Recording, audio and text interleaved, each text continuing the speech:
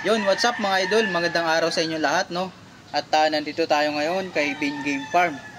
Ngayong araw ay meron po tayong gagamutin na 2 years old na manok ni Sir Rilano.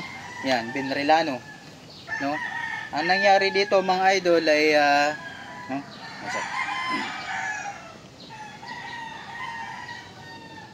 Ayan mga idol. Mapapansin nyo yung mukha niya ay may pamamaga.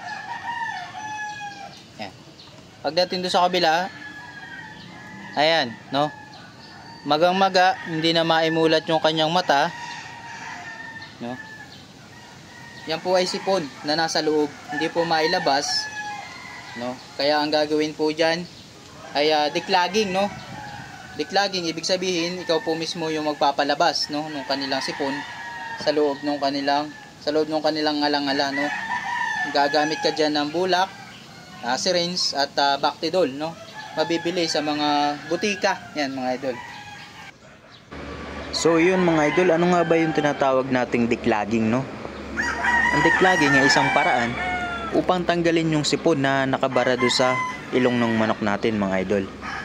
At sa pamamagitan ng Bactidol ay pinapalambot niya yung plema, no, na nakabara dun sa manok na, dun sa ilong ng manok natin mga idol. Konti lang.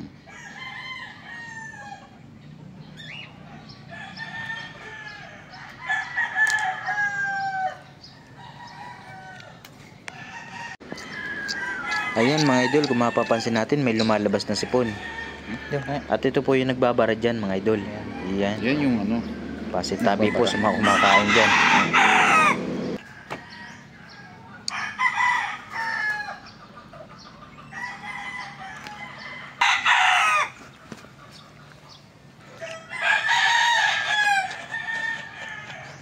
Yung ano kasi yan Bactidol.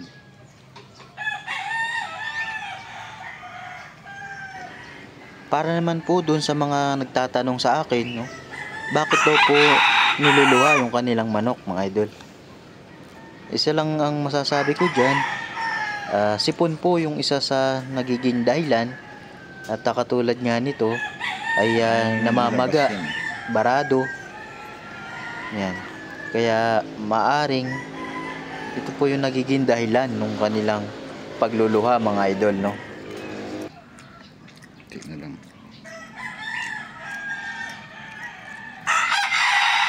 Tugo na.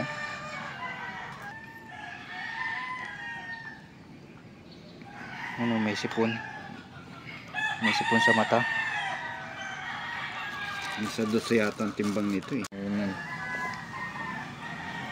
Ayan, grabe.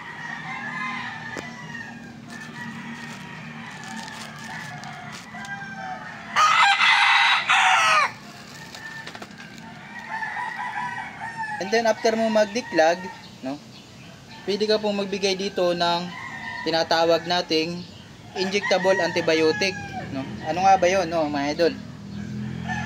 Injectable antibiotic, meron po tayo dito na Abitron.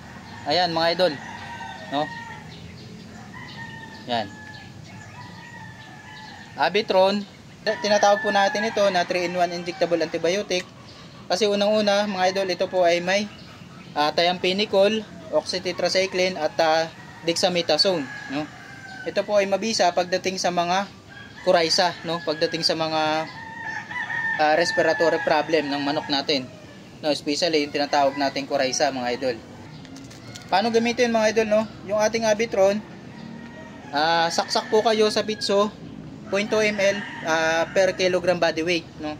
Ibig sabihin kung yan po ay 2 kilo, pwede po kayo magbigay 0.4. Gaano katagal? 3 to 5 days mga idol. Yan.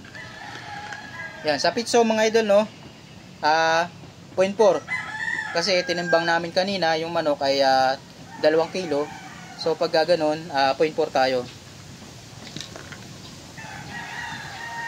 Ayan.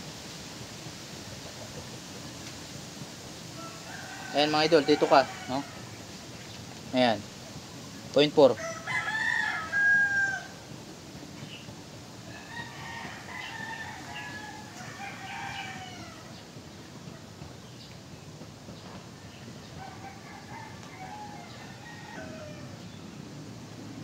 Ayan. 0.4 mga idol sa pitso. No?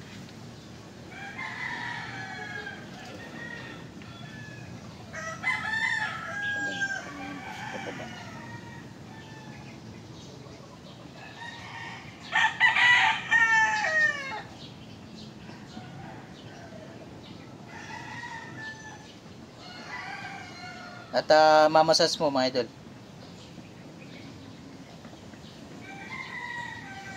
3 to 5 days, yan, nakaisa na tayo. So, ibig sabihin, dalawa na lang. Dire-diretso yun mga idol, no? Bukas at saka makalawa.